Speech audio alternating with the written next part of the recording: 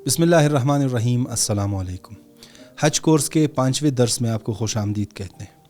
اس video کو دیکھنے کے بعد آپ تقصیر کے طریقے کو سیکھیں گے، تقصیر کے احکام کے بارے میں جانیں گے، حج تمتع کے احرام کے واجبات، وقت، جگہ، مستحبات اور محرمات سے آشنا ہوں گے۔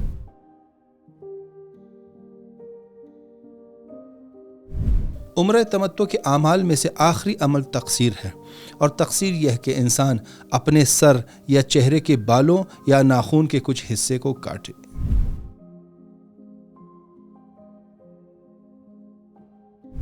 تقصیر صفا و مروہ کی سعی مکمل کرنے کے بعد انجام دینی چاہیے۔ البتہ ہر چند یہ فوری واجب نہیں، لیکن جب تک انسان تقصیر انجام نہیں دیتا، احرام کے محرمات اس پر حلال نہیں ہوتی۔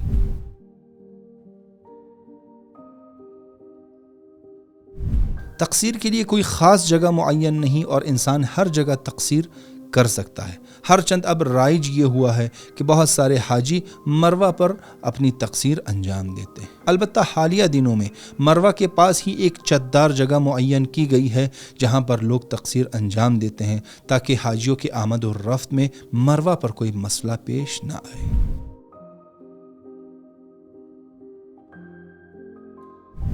تقصیر انجام دینے کے بعد عمرہ تمتع کے اعمال مکمل ہو جاتے ہیں، اور عمرہ تمتع کے احرام کی وجہ سے جو چیزیں انسان پر حرام ہوئی تھیں، تقصیر کرنے کے بعد وہ سب حلال ہو جاتی ہیں۔ تقصیر بھی چونکہ عمرہ کے اعمال میں شامل ہے اور ایک عبادت ہے، لہٰذا اسے بھی قربتاً اللہ کی نیت سے انجام دینا چاہیے، اس نیت کے ساتھ کہ تقصیر عمرہ تمتع انجام دیتا ہوں یا دیتی ہوں واجب قربتاً اللہ۔ جس نے خود تقصیر نہ کیا ہو وہ دوسروں کے لیے تقصیر نہیں کر سکتا، کیونکہ ابھی تک وہ خود حالت احرام میں باقی ہے، اور حالت احرام میں دوسروں کے بال کاٹنا یا اکاڑنا حرام ہے۔ لہٰذا اگر کوئی دوسروں کی تقصیر کرنا چاہتا ہے، پہلے وہ خود اپنی تقصیر کرے اور اس کے بعد دوسروں کے لیے ان کے سر یا چہرے کے بال کاٹ سکتا ہے۔ ضروری نہیں کہ انسان خود اپنی تقصیر کرے، کوئی ایسا شخص جو محرم نہ ہو وہ بھی انسان کے لیے تقصیر کر سکتا ہے، لیکن اس شخص کو نیت خود کرنی ہوگی۔ تقصیر کرنے کی جگہ پر چونکہ رش بہت زیادہ ہوتا ہے،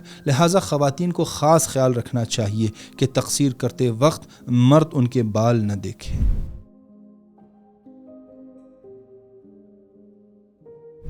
تقصیر انجام دینے کے بعد عمرہ تمتع والا حصہ مکمل ہو جاتا ہے، اور جس طرح ہم نے پہلے درس میں کہا کہ حج تمتع کے اعمال کو 2 حصوں میں ہم ڈیوائیڈ کر سکتے ہیں۔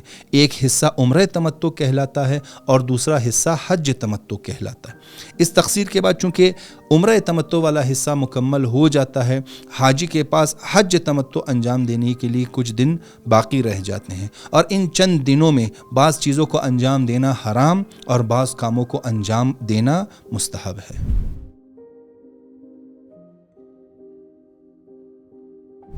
وہ کام جن کو انجام دینا حرام ہے وہ یہ ہیں: عمرہ مفردہ انجام دینا، سر منڈوانا، مکہ شہر سے باہر جانا۔ البتہ آیت اللہ سیستانی اور آیت اللہ خامنائی مکہ شہر سے باہر جانے کی اجازت دیتے ہیں، اس شرط کے ساتھ کہ جب انسان شہر سے باہر جا رہا ہو تو انسان کو یقین ہو کہ وہ حج تمتع کے اعمال سے پہلے دوبارہ مکہ پلٹ سکتا ہے۔ اس صورت میں مکہ شہر سے باہر جانا آیت اللہ سیستانی اور آیت اللہ خامنائی کے مقلدین کے لیے ممنوع اور حرام نہیں ہے۔ حرم کے درخت یا پودے کاٹنا، شکار کرنا، یہاں تک کہ ٹڈی مارنا بھی ممنوع اور حرام ہے۔ البتہ یہ بات یاد رکھنے کی ضرورت ہے کہ حرم سے درخت یا پودے توڑنا یا شکار کرنا یہ حرم کے ممنوعات میں سے ہے، تو چاہے حج کے ایام ہوں یا حج کے علاوہ کوئی اور ایام ہوں، ان کاموں کو حرم میں انجام دینا ممنوع اور حرام ہے۔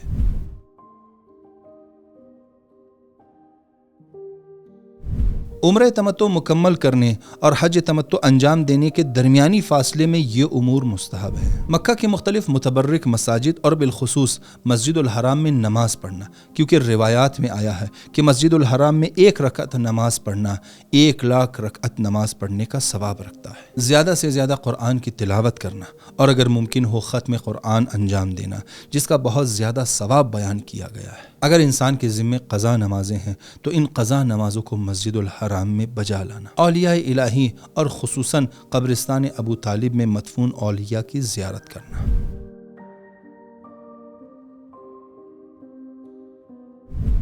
حج تمتع کے اعمال کے دوسرے حصے کو مجموعی طور پر حج تمتع کہتے ہیں، اور اس حج تمتع کا پہلا عمل احرام باندھنا ہے۔ البتہ حج تمتع کے احرام میں اور عمرہ تمتع کے احرام میں کوئی فرق نہیں، لہٰذا جس طرح دوسرے ویڈیو میں ہم نے عمرہ تمتع کے احرام کے واجبات کو بیان کیا، بالکل وہی واجبات حج تمتع کے احرام میں ہیں۔ احرام کا لباس پہننا، نیت کرنا اور تلبیہ کہنا۔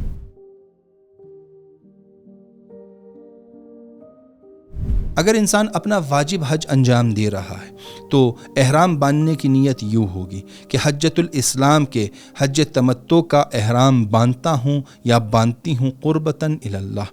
اور اگر انسان کسی کی نیابت میں حج انجام دے رہا ہے تو اس کی نیت یوں ہوگی کہ احرام باندھتا ہوں حج تمتع کے لیے فلاں شخص کی نیابت میں قربتاً الی اللہ۔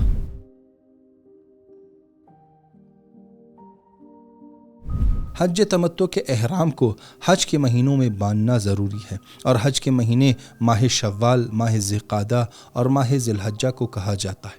البتہ حج تمتع کا احرام عمرہ تمتع کے اختتام کے بعد باندھا جائے گا، اور اس کی آخری حد یہ ہے کہ انسان اس وقت احرام باندھ دے کہ 9 ذی الحجہ کے زوال سے پہلے انسان میدان عرفات میں پہنچ سکے۔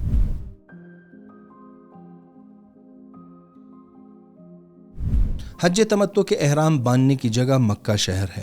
بعض مراجع فرماتے ہیں کہ مکہ کے توسیعی علاقوں سے بھی احرام باندھا جا سکتا ہے، لیکن بعض مراجع فرماتے ہیں کہ احتیاط واجب یہ ہے کہ مکہ کے پرانے علاقوں سے محرم ہوا جائے۔ البتہ افضل یہ ہے کہ انسان مسجد الحرام سے محرم ہو جائے۔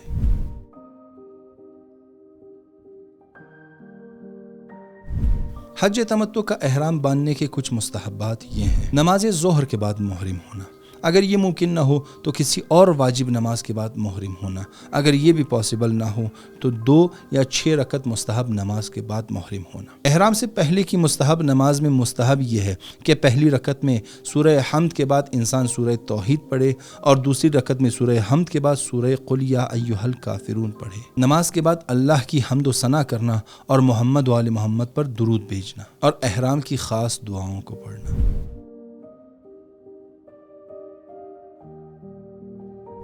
البتہ محرم ہونے کے بعد ان مواقع پر تلبیہ پڑھنا مستحب ہے۔ نیند سے اٹھنے پر، ہر واجب یا مستحب نماز کے وقت، کسی سوار کے قریب پہنچنے پر، سواری پر اترتے یا چڑھتے وقت، کسی بلندی پر چڑھتے وقت، آخر شب اور سحر کے وقت۔ البتہ یاد رہے کہ تلبیہ پڑھنے کا سلسلہ عرفہ کے دوپہر تک ہے، اور اس کے بعد بند کرنا واجب ہے۔ اور حج تمتع کے احرام باندھنے کے بعد وہی چیزیں حرام ہوتی ہیں جنہیں ہم نے عمرہ تمتع کے محرمات میں بیان کیا، البتہ جن کی ڈیٹیل کو ہم آئندہ ویڈیوز میں بیان کریں گے۔ آج کے لیے اتنا ہی، اپنا خیال رکھیے، اللہ حافظ۔